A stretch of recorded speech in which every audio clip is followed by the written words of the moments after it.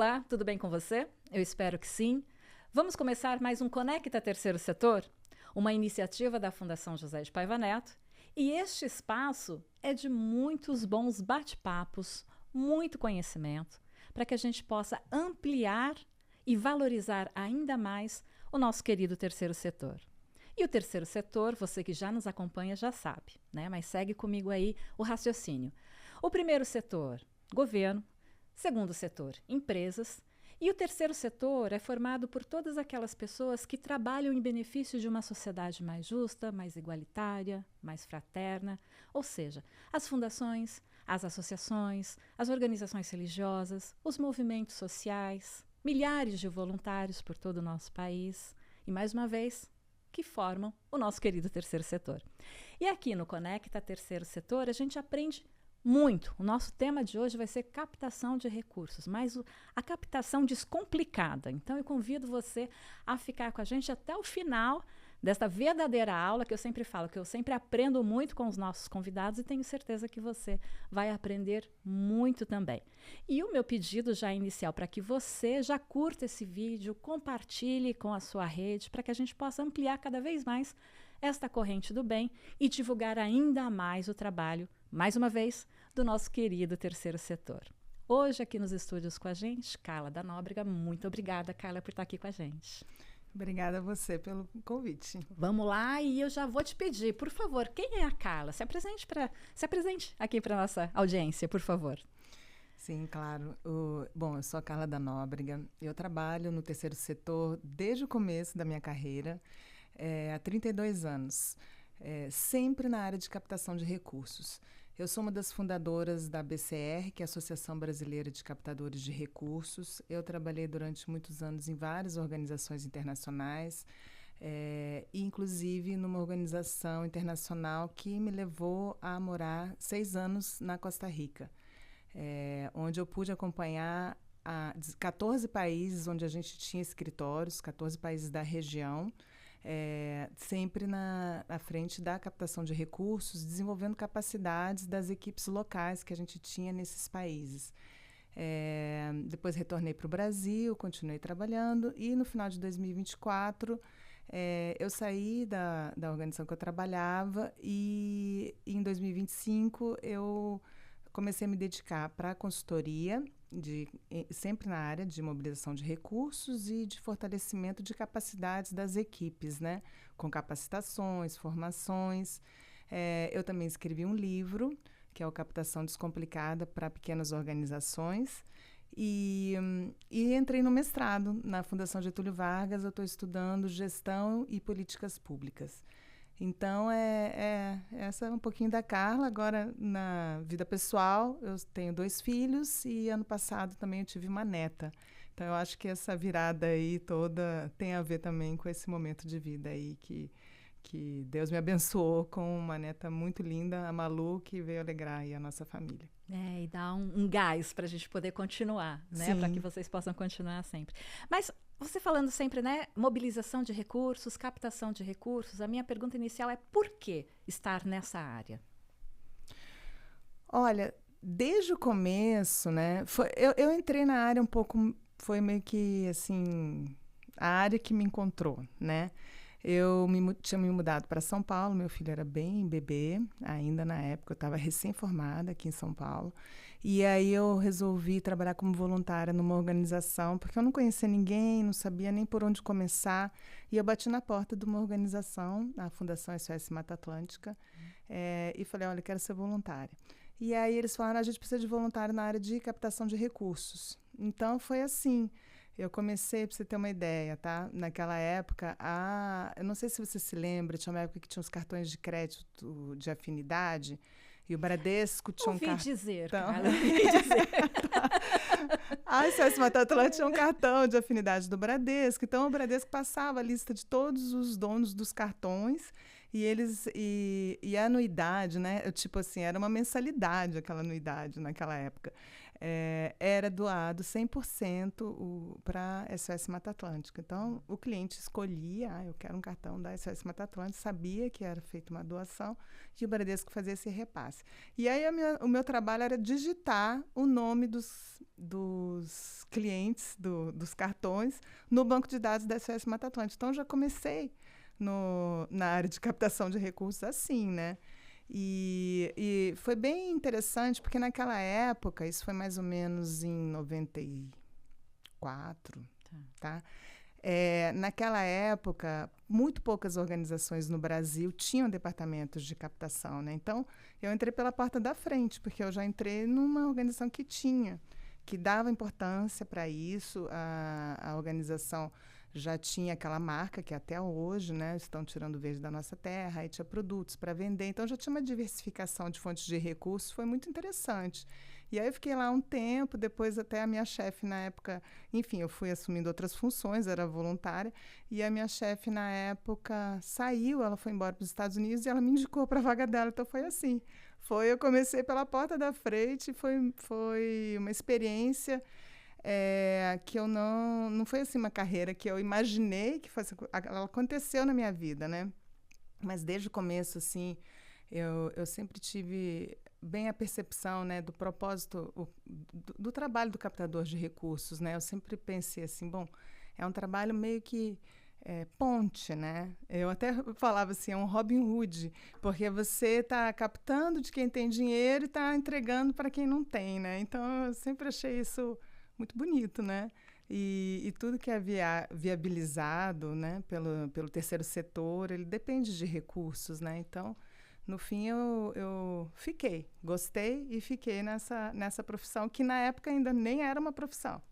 Virou profissão, um pouco uma atividade mais reconhecida depois, quando a gente fundou a ABCR, a Associação Brasileira de Captadores de Recursos, em 1999.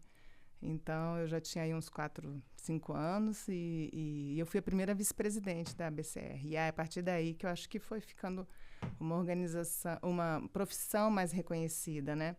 Pois, vários anos depois também, a ABCR me convidou para participar de um grupo que estava sendo liderado pela Fundação Getúlio Vargas para fazer a CBO, né, da profissão de captador.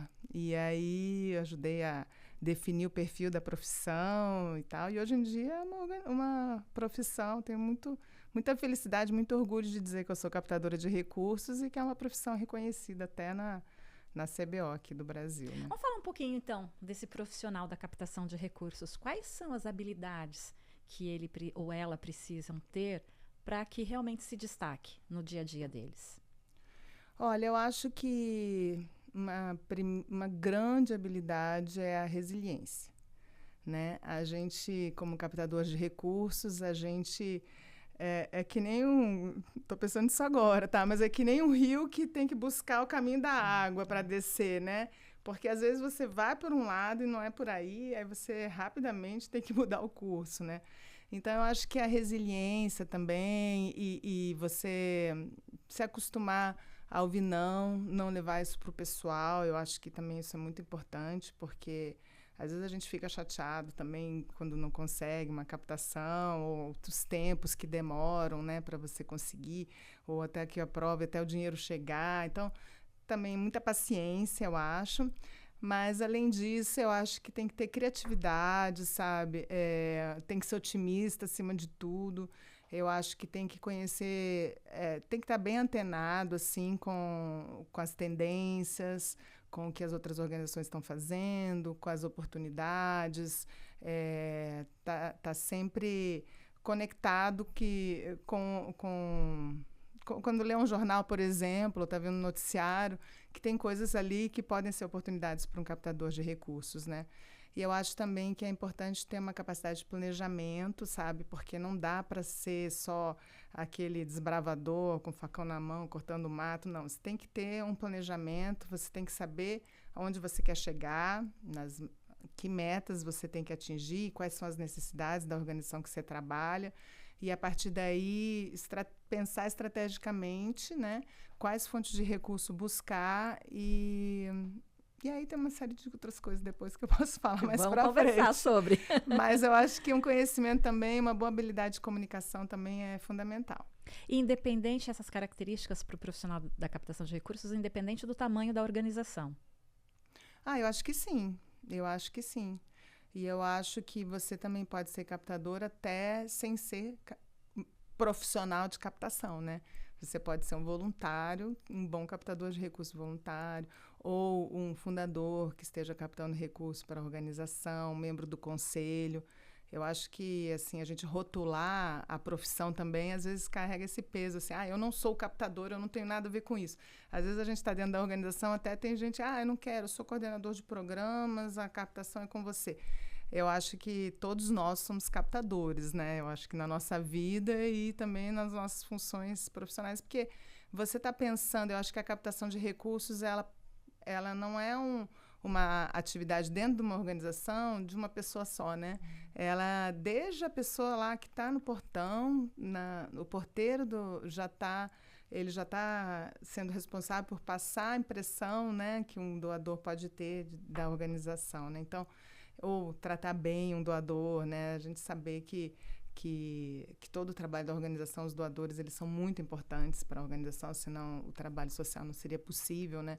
Então, isso passa por todos os níveis de dentro da organização. Eu acho que esse é um trabalho que é bastante coletivo também. Não dá para esperar que só o captador é responsável por isso. Então, todo mundo capta, todo mundo divulga, todo mundo representa a causa ali que está naquele momento, né? Exatamente. Muito bom, muito bom.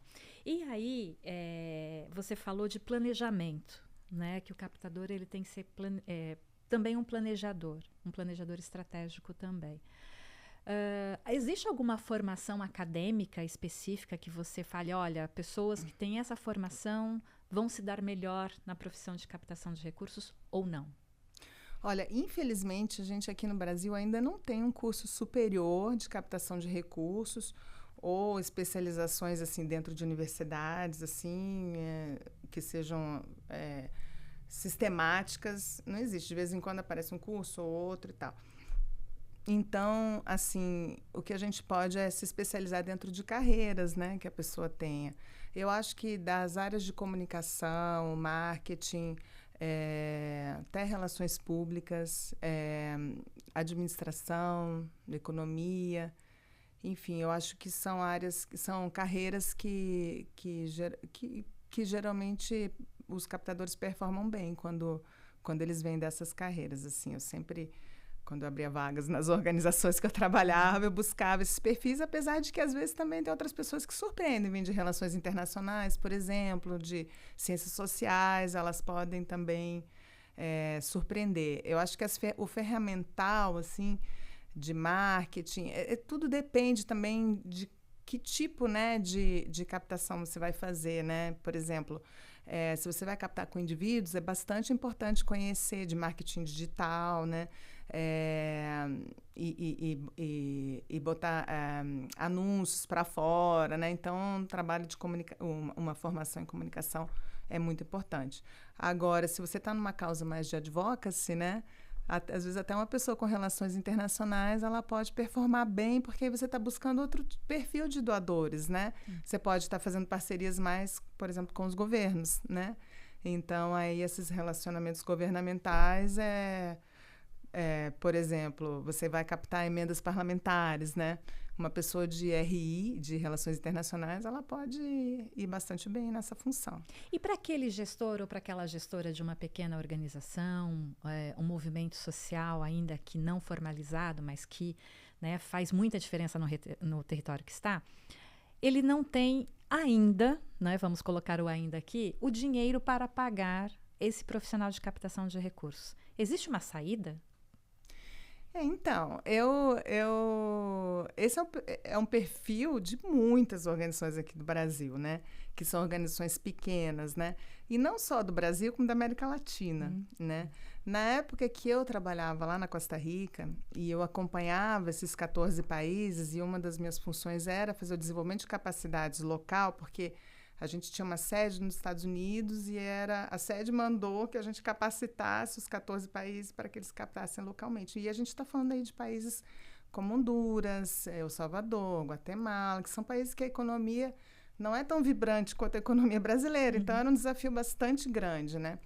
E aí eu percebi, junto com um colega, o Vitor Naranjo, que era meu colega nessa organização, lá, e ele é costarricense, ele é de lá, a gente percebeu isso, que as organizações pequenas não conseguem pagar o captador e muitas vezes a captação de recursos depende de voluntários, dos fundadores, das próprias pessoas que trabalham lá e é feita de uma forma bastante assim, no improviso, né? Então foi aí que surgiu a ideia da gente escrever esse livro para pequenas organizações, porque a gente quis chegar nesse público que quer captar recursos, precisa de captar recursos, né? E não sabe nem por onde começar, né? Então, eu acho que essa questão do planejamento realmente é o primeiro passo. Se você quer captar recursos, às vezes você fala assim, a minha organização não tem dinheiro, né? Mas e quanto você precisa? Não sei, né? Boa pergunta. O que você quer fazer? Qual que é o seu planejamento do ano? Esse é o primeiro passo para o plano de captação. Às vezes, o planejamento estratégico da organização e o plano anual é o primeiro passo do planejamento de captação de recursos, porque é dali que vão sair as metas que você depois vai ter que traçar o plano para ir atrás do dinheiro, né? Então tem essa questão aí da gestão, que é anterior até à captação, e a partir daí o desenho do plano de captação de recursos. E é como eu falei antes, assim, cada organização tem que achar um pouco o seu caminho, tem que achar as fontes de recursos que estão conectadas com a causa da organização, né? Tem algumas que vão ter mais facilidade com certos tipos de fontes de recursos que outros, né? Então, ou às vezes tem até impedimentos, né? Organizações muito de advocacy, muito ativistas, por exemplo, elas até não podem, às vezes, captar nem de governo, nem de empresas, né? Então, tem que captar de pessoas físicas. Então, assim, não existe uma receita pronta, né? Mas as pessoas que estiverem à frente dessa atividade, mesmo que não sejam captadores de recursos, assim, full-time, que ganham salário para isso, elas têm que ter elas podem ter noções básicas de como conseguir chegar lá, né? De como conseguir chegar nos resultados que eles estão esperando. E eu vou colocar aqui 2 frases suas. A primeira, que falamos no livro, e a outra, um raciocínio de que algumas perguntas que você colocou aqui já nessa resposta, que praticamente inicia-se uma conversa entre 2 personagens do livro Captação Descomplicada para Pequenas Organizações, a partir dessas perguntas, né? E a pergunta que eu já faço desse livro aqui, gente, que é esse aqui, né? Que a Carla e o Victor escreveram com o apoio do Instituto ACP, Carla, por que fazer um livro por meio de conversas? Houve um objetivo? Assim, quando a gente começou a gente teve a ideia de fazer o livro, a gente foi atrás do que existia de livros, né? E a gente achou vários livros assim importados, americanos, que chegam na América Latina, mas são livros que pressupõem que a organização tem um captador, às vezes até um departamento de captação, e são livros que foram escritos em outro contexto, né? Um contexto do norte global, onde tem uma certa estabilidade e uma filantropia muito bem desenvolvida, uma cultura de captação bastante solidificada, né? Enquanto que aqui na América Latina, porque eu estou falando Brasil e América Latina é a mesma coisa que nós somos latino-americanos, né? Nós estamos acostumados a ter uma crise econômica atrás da outra. Assim, desde que eu me conheço por gente, a gente está em crise econômica, melhora, pior, melhor. Crises políticas, né? Muda um governo, muda tudo, né? E temos também toda a cultura de doação ainda bastante incipiente, né? Então, um terreno bem menos tranquilo assim para você captar recursos. E a gente não tinha nenhum material desse. Por isso a gente pensou, bom, vamos escrever um livro, então, para essas organizações pequenas que não se enxergam nessa literatura internacional que tem de livros traduzidos. E vamos escrever um livro saindo dessa lógica do especialista falando com quem não sabe fazer, porque a gente queria que fosse um livro acessível, né? Que as pessoas tivessem gosto de ler, né? E que fosse um livro bem pé no chão, assim, com dicas práticas. Por isso que a gente colocou descomplicada. Não que a captação seja fácil, porque nunca é, mas pelo menos ela é descomplicada, porque são dicas assim que a gente procura dar, que podem ser que são acessíveis para qualquer organização, quer seja uma organização pequena, né, ou grande, às vezes até uma grande, uma média, mas uma pequena principalmente. O livro foi totalmente pensado. Então, ele é construído em diálogos. É um livro que são 2 personagens conversando. O Vinícius, ele fundou uma organização e ele trabalha meio período lá como voluntário e não sabe como captar recurso e vive os boletos batendo na porta e aquele desespero, caiu o telhado, o que eu faço, né? E a Cláudia, que é a personagem amiga dele, são amigos, eles conversam assim em cafés depois do expediente, ela é uma profissional de captação de recursos de uma organização, ela já tem mais experiência, então ela vai guiando ele nas reflexões e a gente buscou dar bem assim dentro desse caráter prático. Por exemplo, tem um capítulo assim, eu tenho vergonha de pedir dinheiro, o que eu faço? Então, porque é uma coisa que acontece muito, né? Se fala, quando você é de uma organização pequena, aí você tem que falar com seus amigos, com sua família para pedir dinheiro, e você fala, nossa, não aguento mais, vou perder meus amigos, eu não aguento, como é que eu faço para vencer esse bloqueio, né? Ou de quem pedir dinheiro, né? Hoje em dia, com tanta... existe... tanto é de qualquer doador que você vai pedir dinheiro e pessoas com crise de reputação, né?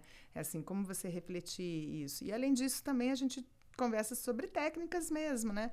E fontes, quais são as fontes, por exemplo, se você precisa de dinheiro rápido, quais são as fontes de recursos são as melhores para você trabalhar, se você precisa para suas despesas recorrentes, que são aquelas despesas que acontecem todo mês, que são independentes de projetos, também quais são as melhores fontes para você trabalhar nessa perspectiva, né?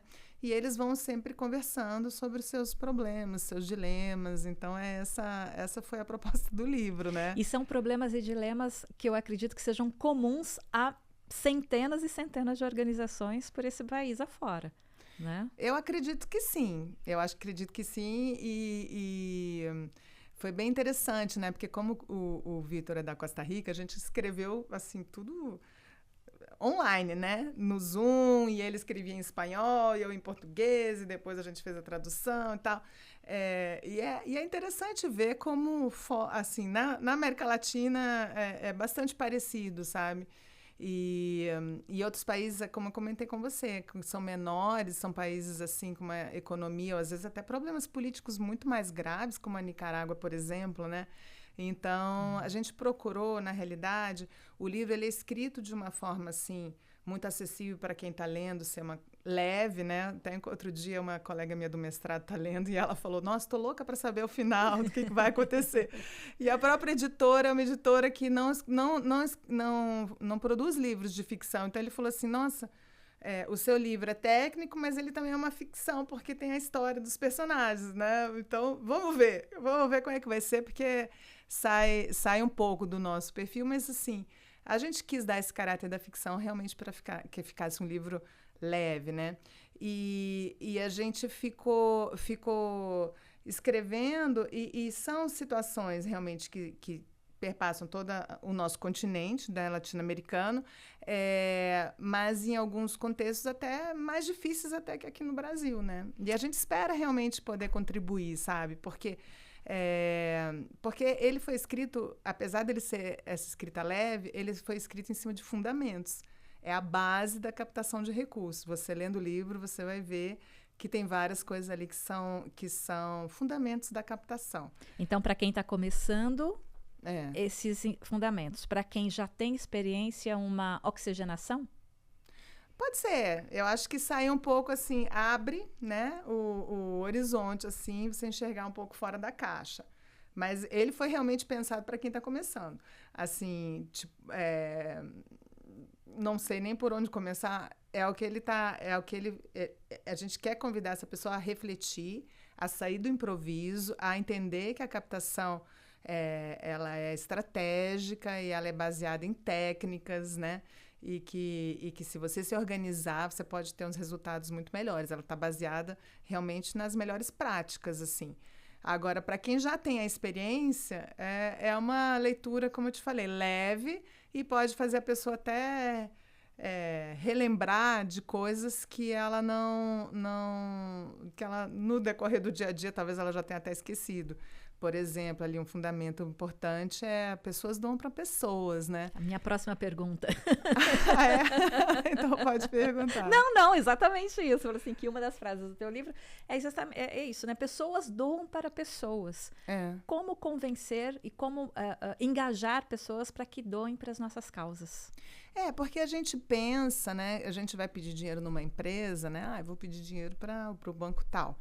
E você pensa que é o banco tal que está decidindo, mas não, ali são pessoas, né?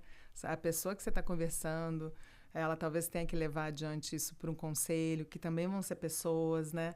Então, quanto melhor você engajar os relacionamentos, né?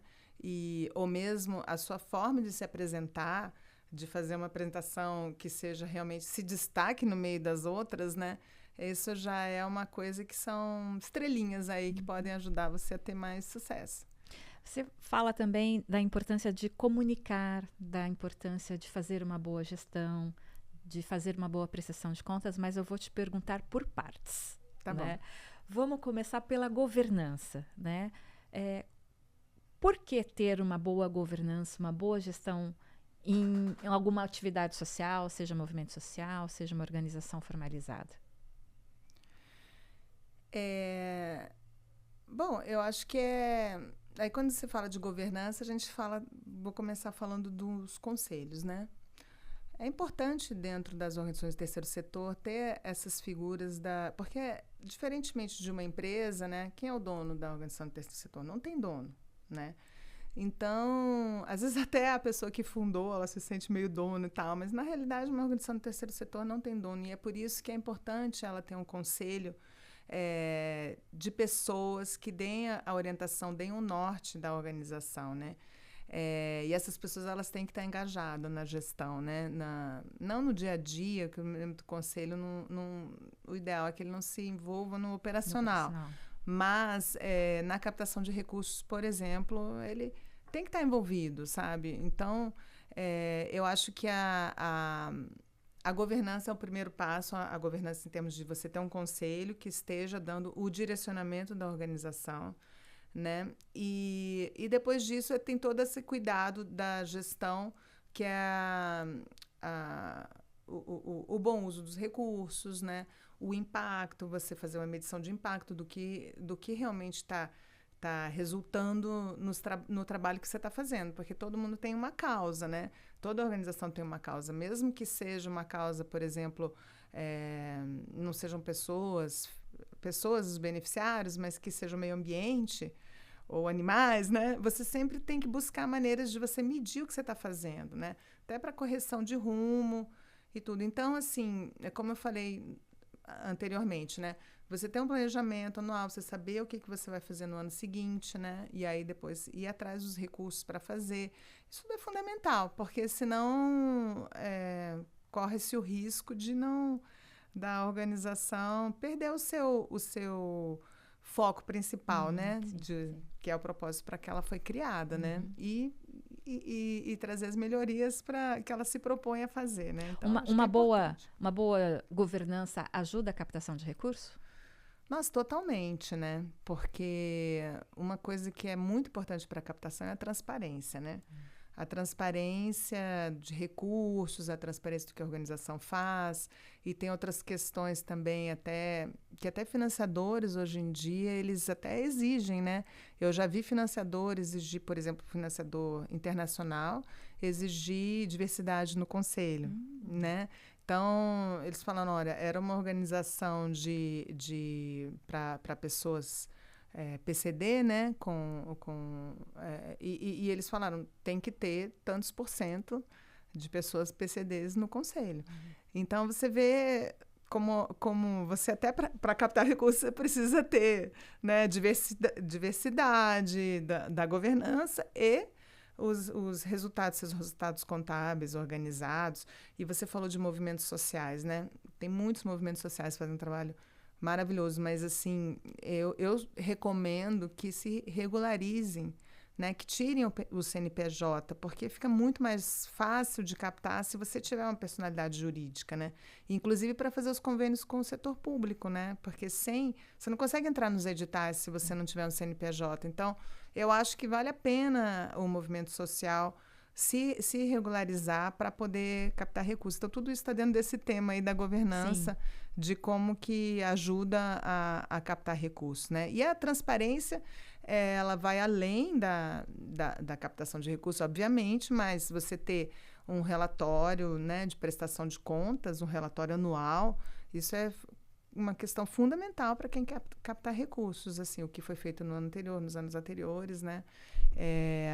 E mesmo quando você já tem uma doação, você prestar contas da doação que você tem, o que foi feito com o recurso do doador, porque isso a gente fala no livro, é muito melhor você manter quem já é seu doador do que você buscar um outro. Eu digo melhor no sentido de que é mais barato.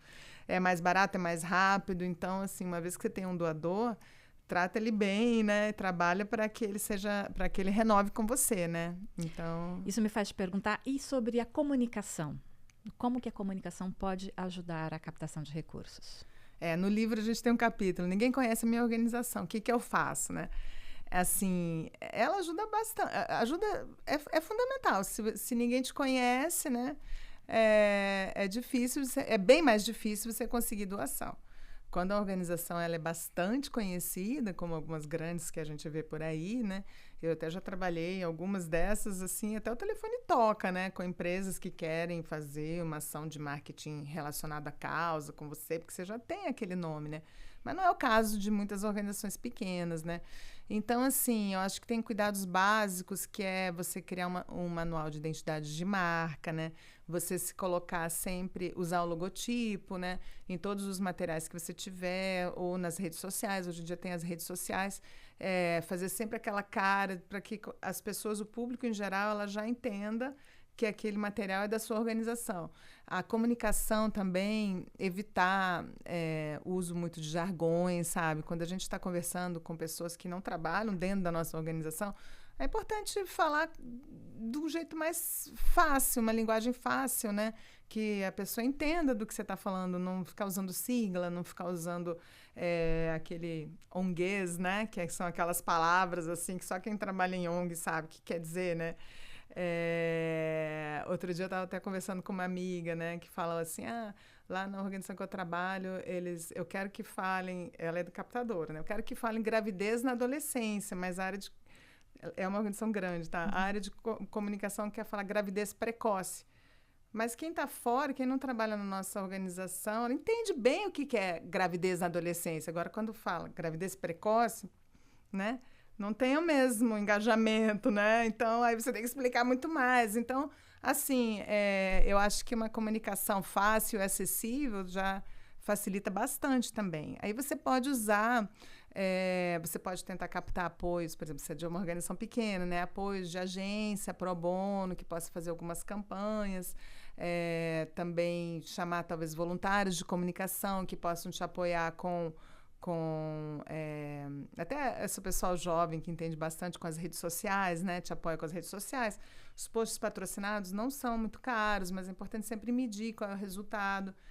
Casar um post patrocinado numa rede social com uma campanha que você esteja fazendo, né? Uma campanha, por exemplo, de crowdfunding, que é aquelas vaquinhas virtuais, né? Que são campanhas pequenas, que têm uma meta muito clara por pouco tempo, enfim. É bem importante que a comunicação esteja bem casada com a mobilização de recursos para não ir cada um para um lado e, de repente, você está perdendo oportunidades, né? Um está comunicando aqui, outro ali. Assim, eu acho que é bem importante que toda a comunicação tenha, no final, um convite para doar, né? Fazer o forma. Pedido, né? O pedido. Eu ia falar o call to action, que é a expressão em inglês, mas é isso exatamente. É o pedido no final com um mecanismo de resposta. Aí você coloca lá, né, esse aqui, ou li, ou um telefone, enfim. Mas que peça doação para não parecer também para as pessoas que estão vendo que aquilo lá está resolvido, está garantido, que o projeto vai acontecer independentemente, né, de você, para você se sentir parte também, que você tem responsabilidade. Assim, eu digo, você como público em geral, aí o doador que está acompanhando e admirando a organização, né, o possível doador, né. Muito bom. Eu falei para você que ia ser uma verdadeira aula essa conversa com a Carla, está sendo. Carla, antes da gente finalizar aqui a nossa entrevista, e sem dar muito spoiler também do livro, porque a gente incentiva você a comprar o livro também, tá à venda pela Amazon, é isso? Tá no site da Amazon e no site da editora Matrix. Ótimo. É bem baratinho, ele tá, acho que R$30 na Amazon. Tá? Ótimo, então vai lá. Eu tô fazendo aqui o comercial agora, aqui pra câmera. Não, eu vou aproveitar então essa fala de comercial e também vou fazer o comercial aqui da Escola Aberta do Terceiro Setor, né? Acessa lá www.escoolaaberta3setor.org.br e você vai encontrar vários cursos de capacitação para o seu desenvolvimento pessoal e também para o desenvolvimento institucional da sua organização e ou movimento social, né? A gente fala para todas as pessoas que estão trabalhando para a construção realmente de uma sociedade mais justa, mais solidária, mais fraterna, mais inclusiva, né? Então, a Escola Aberta do Terceiro Setor também é feita para você. E eu vou falar uma fala que a gente já usou. Se você já está no terceiro setor, utilize os cursos para dar essa oxigenada, para pensar um pouco fora da caixa, porque todos os profissionais são referências em suas respectivas áreas, então tenho certeza que você vai aprender muito. Voltando ao livro, que também é uma verdadeira aula aqui do começo ao fim, e novamente, sem dar muito spoiler, cara, o Vinícius, que é o gestor da organização, ele faz uma pergunta inicial sobre como captar. E ao final do livro, ele já pode até escolher o doador, né? Passando ali por ciclo de doação, ciclo do doador, fazer os passos do planejamento estratégico. Se você pudesse... A gente já conversou bastante tempo aqui sobre o livro, mas se você pudesse reunir ou resumir o que o leitor vai realmente aprender aqui com o teu livro, né? Do não saber até o poder escolher, né? esse percurso, enfim, eu deixo com você aqui esse resumão do livro, sem dar muito spoiler, porque a gente também quer que a nossa audiência compre o livro, se aproprie do conhecimento que está aqui. Olha, eu acho que a mensagem principal é isso que eu já falei, que a captação de recursos, ela é uma estratégia, né? E como toda estratégia, ela pode ser aprendida e desenvolvida, né? E realmente, no começo do livro ele não sabe nada, e no final, e eu também não queria que o livro fosse uma ode ao faça você mesmo, né? E que não buscasse a profissionalização, né? Porque eu imagino, sou uma das fundadoras da BCR, sou super vista a camisa da profissão de captador, né? Então, assim, eu não queria também que o leitor pensasse assim, eu não preciso, para quê ter um captador de recursos? Tanto é que, assim, ele vai nesse caminho que até eu acho que ele vai criando essa ideia, né? E no final ele até consegue, mesmo sendo uma organização pequena, eu pensava, nossa, como que termina esse livro, né? E aí termina, não vou falar, não posso, se eu vou contar o que vai acontecer. Mas, assim, eu acho que ele, dentro dessa trilha que ele percorre, de entender como é que é a captação de recursos, ele tem uma vantagem, que o Vinícius, o nosso personagem, ele é engenheiro, né? Então, ele entende de planilhas, ele também, já desde o começo, ficou muito ligado nessa coisa de indicadores, de impacto. Então, isso realmente foi um diferencial. Mas ele entende a necessidade que é profissionalizar a organização, inclusive na área de captação. Então, eu acho que essa é uma mensagem assim, final do livro, que eu acho que é uma trilha realmente de conhecimento. Eu penso, às vezes, assim, a gente escreveu o livro de um jeito tão leve que, às vezes, assim, pode acabar o capítulo e a pessoa pensa, nossa, o que eu aprendi aqui? A gente até coloca no final o que você aprendeu nesse capítulo. Aí a gente faz um resumo para que a pessoa realmente fixe, né? Ajudar a fixar o que foi, quais são as ideias, as coisas que podem ser tiradas do conteúdo do livro, né? Então, assim, eu não queria dar realmente um spoiler de como que o livro termina, porque a minha amiga do mestrado, por exemplo, ela estava, nossa, eu tô louca para saber como é que vai ficar o nome da organização, é Criança Feliz, né? Eu tô louca para saber como é que vai terminar a Criança Feliz.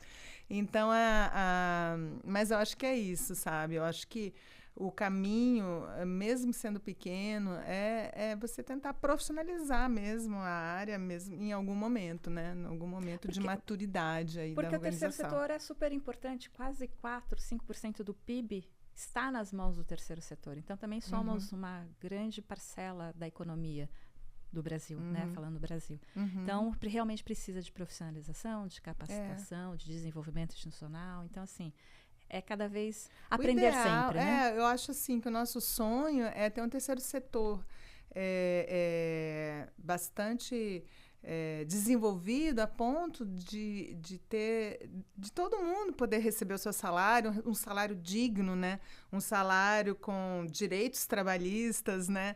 Com benefícios, como tantos outros funcionários que a gente vê, pessoas profissionais que trabalham ou no governo ou no segundo setor, que é o setor das empresas, né? Então, eu acho que, assim, é o sonho de quem trabalha no terceiro setor, né? Que a gente consiga essa profissionalização. Eu acho que esse é um caminho aí que a gente tem que trabalhar para acontecer. Por isso, essas capacitações da Escola Aberta do Terceiro Setor são super importantes, né? Porque a gente vai fortalecendo o setor à medida que a gente vai se capacitando mais, né? Profissionalização e propósito, né? Juntos, né? Juntos. Carla, a gente está caminhando para o final e eu queria pedir, eu só estou fazendo pedidos aqui para você nessa gravação, mas que você falasse agora diretamente com o captador de recurso, com a captadora de recurso, né? Como ter essa resiliência, como manter a saúde mental, como não desistir ao ouvir tanto não, ao ouvir mais não do que sim. Queria, assim, a sua fagulha ali, né, para que esse profissional ele continue. Tá, agora eu vou falar para a câmera. Por favor. Você que é captador, captadora, né, e vivencia todos os dias essa dificuldade que é captar recursos, eu tenho um conselho. Não leve para o pessoal. Separe o que é você, né, do que é esse trabalho. Porque quando você escuta um não, né, não necessariamente foi você que não soube pedir, sabe? Eu acho que a gente tem que refletir em cima dos nãos que recebe, mas de uma forma profissional, sem misturar o pessoal, sabe? Não leve isso para o pessoal. Porque existe uma série de conjunturas, como tudo na vida a gente não sabe o que está rolando do outro lado, né? E eu acho que o que está na mão do captador e da captadora é buscar fazer o melhor trabalho possível, né? Um trabalho de relacionamento tanto interno dentro da organização quanto externo, né? No mercado, né? Quer seja onde você vai captar recursos, se é com a empresa, se é com o governo, se é com pessoas físicas, ou eventos, campanhas que você vai organizar. Você faça o seu trabalho da melhor maneira possível, né? Busque capacitação, busque sempre aprender e não leve para o pessoal quando não der certo, porque faz parte do jogo. Um dia a gente ganha, outro dia a gente perde, essa é a vida, né? Então, esse que seria o meu conselho para você. Obrigada, Carla, mais uma vez pela tua presença aqui, pela generosidade de compartilhar teu conhecimento com a gente, com a nossa audiência também do Conecta Terceiro Setor. Receba os nossos agradecimentos no seu coração. Obrigada mesmo. Obrigada a você pelo convite. Espero poder contribuir aí com o desenvolvimento do nosso setor e principalmente da nossa atividade de captação de recursos. Com certeza, com certeza. E obrigada a você também que esteve conosco até este momento aqui em mais esta edição do Conecta Terceiro Setor, um espaço desenvolvido, uma iniciativa da Fundação José de Paiva Neto, que valoriza sempre o desenvolvimento institucional do nosso querido terceiro setor. E eu já te convido para a nossa próxima entrevista, em breve, aqui no nosso canal. Muito obrigada pela sua companhia e até a próxima.